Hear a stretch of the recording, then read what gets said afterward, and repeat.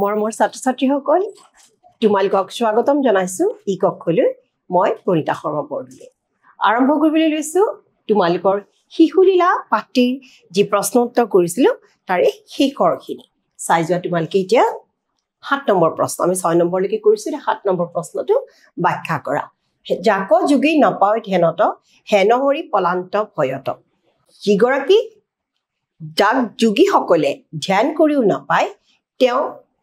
সেই গৰাকী হৰি যাক মানে হৰি শ্ৰীকৃষ্ণ সেইজন ভয়তে পলাইছে কাৰ ভয়ত মাতৃ যশোদাৰ ভয়ত গতিকে এতিয়া সব ব্যাখ্যাটো আমি কিদৰে কৰিম যাক যোগী নপায় ধ্যানত হেনহৰি পলান্ত ভয়ত উক্ত পদ্যাংশ আমাৰ পাঠ্যপুথিৰ অন্তৰ্গত শ্ৰীমন্ত শংকৰদেৱ বিৰচিত শিশুলীলা নামৰ পাঠটিৰ পৰা উৎকলিত মানে তুলি দিয়া হৈছে কোৰপৰা তুলি দিয়া হৈছে লিখিলো তাৰ পাছত দিব লাগিব কি কাৰণে কৈছে মানে প্ৰসংগটো কি বাক্য পদৰ জৰিয়তে ভগৱান শ্ৰীকৃষ্ণৰ অনন্ত মহিমাৰ কথা কবলৈ যোৱাৰ প্ৰসংগত বা মহিমাৰ বিষয়ে অৱগত কৰাইছে এই পদ্যাংশটিৰ জৰিয়তে শ্ৰীকৃষ্ণ হল পৰম পুৰুষ ভগৱান তেওঁ ত্ৰিজগতৰ সৃষ্টিকৰ্তা তেওঁ পৰম পুৰুষ শ্ৰীকৃষ্ণ পৰম পুৰুষ ভগৱান ত্ৰিজগতৰ সৃষ্টিকৰ্তা মহা যোগীসকলেও অনেক সাধনা তপস্যা কৰিও যাক লাভ কৰিব নোৱাৰে কিন্তু সেইজনা পৰম ঈশ্বৰকে যশোদা কি কৰিছে পুত্ৰৰূপে লাভ কৰিছিল কিহৰ জৰিয়তে লাভ কৰিছিল একমাত্ৰ ভক্তিৰ জৰিয়তে ভক্তি শক্তি গতিকে যশোদাই মাতৃ যশোদাই পুত্ৰৰূপে লাভ কৰিছে শ্ৰীকৃষ্ণক কেনেকৈ ভক্তিৰ জৰিয়তে অথচ সেই কৃষ্ণক কিন্তু হাজাৰ ধ্যান কৰিও ঋষি মুনিসকলে বা যোগীসকলে কিন্তু তপস্যা কৰিও নাপায় ভক্তিৰ কেনেকুৱা শক্তি চোৱা কেৱল পুত্ৰৰূপে লাভ কৰাই নহয় যশোদাৰ ভয়ত পলাই ফুৰিবলগীয়া হৈছে এই যে যশোদাই মাৰিব বুলি যে ভয়ত আছে পলাইছে যে গতিকে যশোদাৰ ভয়ত পলাই ফুৰিব লগা হৈছে সেই কথা কৈছে পুত্ৰৰূপে যে লাভ কৰিছে এইটো নহয় যশোদাৰ ভয়ত শ্ৰীকৃষ্ণ পলাই ফুৰিবলৈ শিকি কৃষ্ণ কি কৰিছে মানৱী লীলাৰে যশোদাক মোহিত কৰিছে কেনেকৈ একমাত্ৰ ভক্তিৰ বলত ভক্তিৰে কৃষ্ণ তেওঁ ভগৱান কৃষ্ণক যিগৰাকী সমগ্ৰ বিশ্ব জগতৰে সৃষ্টিকৰ্তা তেওঁ পৰম পুৰুষ এই জগতৰ সৃষ্টি কৰা তিনি জগতৰ সৃষ্টি কৰা স্বৰ্গ মৰ্ত্য পাথৰৰ সৃষ্টি কৰা শ্ৰীকৃষ্ণক সাধাৰণ পুত্ৰৰূপে মানৱী লীলাৰ দ্বাৰা তেওঁ মোহিত হৈছে সেই কৃষ্ণৰ দ্বাৰা কেনেকৈ একমাত্ৰ ভক্তিৰ জৰিয়তে ভক্তৰ অধীন ভগৱান এইটোৱে মূল কথা শংকৰদেৱে শ্ৰীকৃষ্ণৰ ঐশ্বৰিক ৰূপ আৰু মহিমাৰ কথা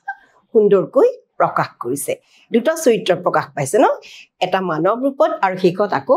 ঐশ্বৰিক ৰূপটো দেখুৱাইছে ঈশ্বৰ আৰু মানৱৰ দুটা ৰূপ সুন্দৰকৈ মহাপুৰুষ শংকৰদেৱে প্ৰকট কৰিছে শিশুলীলা জৰিয়তে ভাণ্ড ভাঙ্গি আবে যাইবি কথা খাইব আজি কৃষ্ণ তোৰ মাথা এতিয়া এইটো ব্যাখ্যা চোৱা ভাণ্ড ভাঙ্গি আবে যাইবি কথা খাইব আজি কৃষ্ণ তোৰ মাথা উক্ত পদ্যাংশ আমাৰ পাঠ্যপুথিৰ অন্তৰ্গত শ্ৰীমন্ত শংকৰদেৱ বিৰচিত কোৰপৰা শিশুলীলাৰ পৰা তুলি দিয়া হৈছে শিশুলীলা পাঠটিৰ পৰা উৎকলিত কবিতাৰাজীত কি কোৱা হৈছে প্ৰসংগটো কি কবিতাৰাজীত যশোদাই শ্ৰীকৃষ্ণক দৈ লৱণৰ টেকেলি ভঙাৰ বাবে খং কৰি গালি পৰাৰ কথা কোৱা হৈছে প্ৰসংগটো এয়াই এতিয়া ব্যাখ্যাখিনি চোৱা শ্ৰীকৃষ্ণক যশোদাই কোলাৰ পৰা নমাই মাতৃ দুগ্ধ পান কৰাৰ পৰা বিৰত কৰাই জুইত উতলি থকা গাখীৰ নমাবলৈ যোৱাৰ বাবে কৃষ্ণ খঙতে কি কৰিছে দৈ লৱণৰ টেকেলিবিলাক ভাঙি দিছে আৰু মজিয়াত একদম ছটিয়াই দিছে দি পেলাই নিজেতো খাইছে বান্দৰকো ধুলিয়াইছে ইয়াছা শ্ৰীকৃষ্ণক যশোদাই কোলাৰ পৰা নমাই মাতৃদুগ্ধ পান কৰাৰ পৰা বিৰত কৰাই জুইত উতলি থকা গাখীৰ নমাবলৈ যোৱাৰ বাবে কৃষ্ণই খঙতে দৈ লৱণৰ টেকেলিবোৰ ভাঙি মজিয়াত ছটিয়াই নিজে খোৱাৰ লগতে বান্দৰকো দিছে যশোদাই উতলি থকা গাখীৰ নমাই আহি পেলাই কি দেখা পালে তেওঁ দেখা পালে যে কৃষ্ণৰ কাণ্ড দেখা পাইছে যে কৃষ্ণই এনেকুৱা ধৰণৰ বদমাচি কৰি আছে টেকেলিবোৰটো ভাঙিছে লগতে নিজে খোৱাৰ লগে লগে এই দৈ মাখন এইবোৰ চব গালৈ ছটিয়াই দিছে দলিয়াই দিছে বান্দৰকো এইবিলাক দুষ্টালি দেখা পোৱাৰ কাৰণে কি কৰিছে গালি পাৰিছে আৰু কৃষ্ণক সাৱধান কৰি দিছে মানে থ্ৰেটিং দিছে যে আজি মোৰ কাম কিয় এনেকুৱা কৰিলি বুলি সকিয়নি দিছে আৰু এই পদ্যৰ জৰিয়তে কি কৰিছে মাতৃ আৰু পুত্ৰৰ চিৰন্তন স্নেহৰ কথা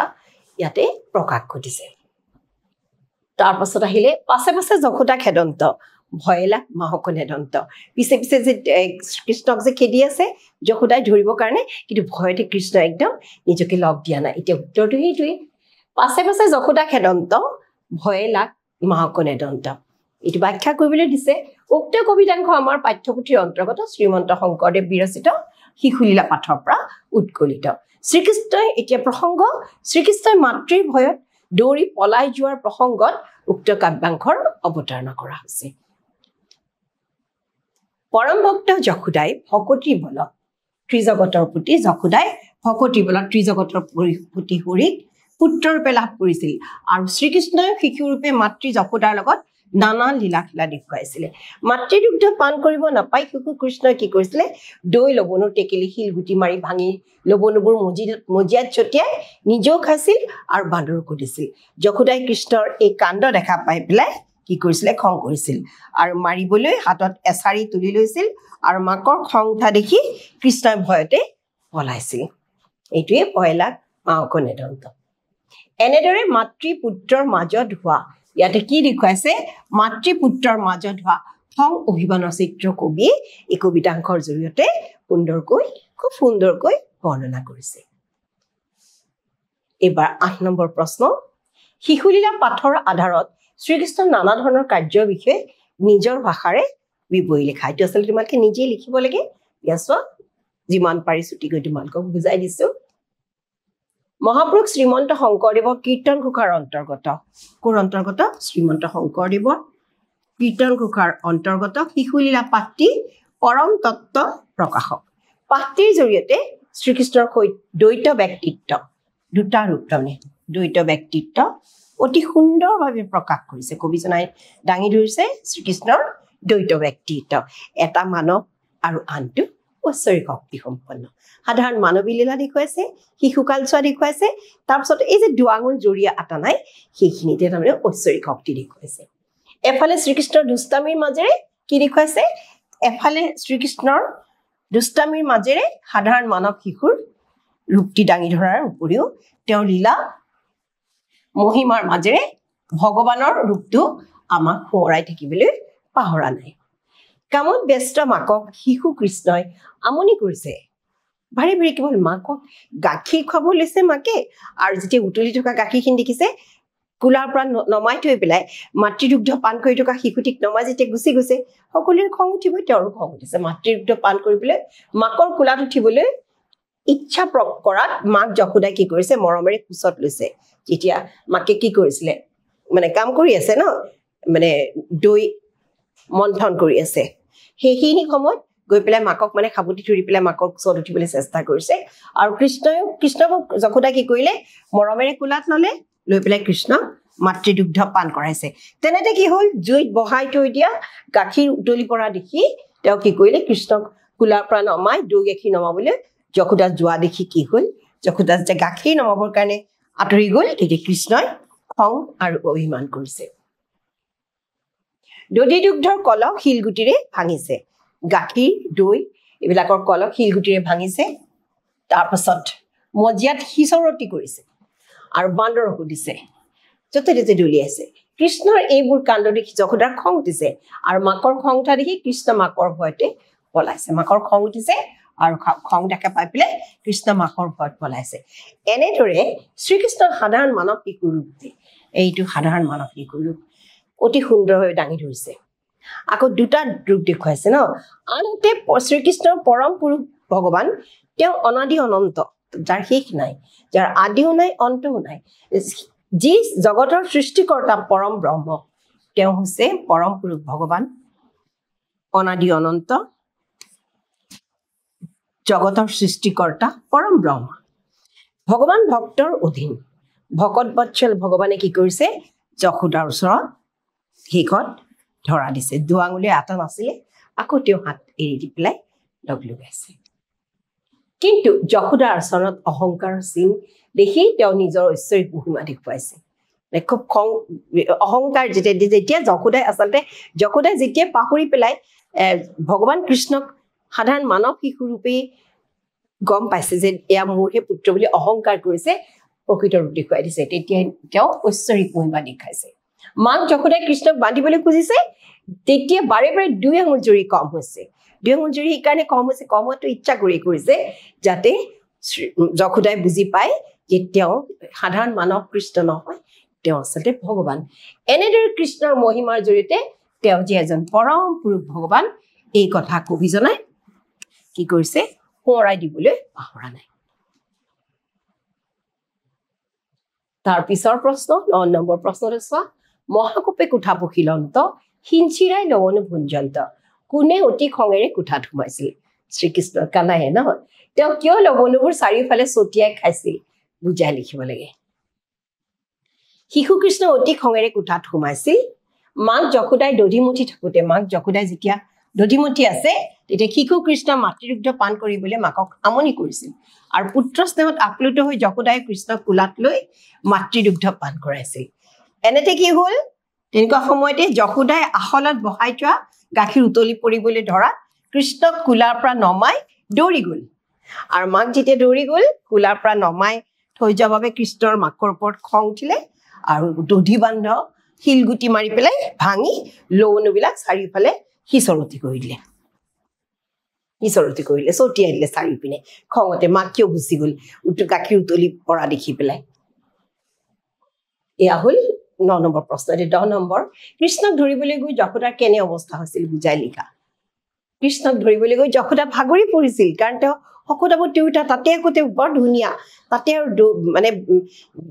লৱণু যেতিয়া হেৰি কৰি আছে দধিমুঠি আছিল যেতিয়া সেই দধিমুঠি থাকোতে যেতিয়া এনেকুৱা হ'ল কৃষ্ণৰ বদমাছি দেখি তেওঁ দৌৰি যাবলগীয়া হ'ল ভাগৰি গৈছে আৰু ভাগৰত কি হৈছে যশোদাৰ ঢিলা হৈ পৰা খোপাৰ পৰা মালতী ফুল সৰি পৰিছে যশোদাৰ ঢিলা হৈ পৰা খোপাৰ পৰা মালতী ফুল সৰি পৰিছিল ভাগৰি পৰিছিল আৰু কি হৈছিল মাকৰ এনেকুৱা ভাগৰ লগা অৱস্থা দেখা পাই পেলাই শ্ৰীকৃষ্ণ যশোদাৰ ওচৰত নিজে ধৰা দিছিল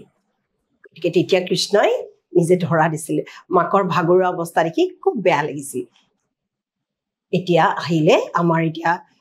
যিখিনি সাহিত্যৰ ভাগ আমাৰ শেষ হ'ল এতিয়া আমি ব্যাকৰণলৈ আহিছো ভাষা বিষয়ক 11 নম্বৰ প্ৰশ্ন চোৱা তলত দিয়া শব্দবোৰ এটা সমাৰ্থক শব্দ লিখা প্ৰত্যেকৰে এটাকৈ সমাৰ্থক শব্দ লিখিবলৈ দিছে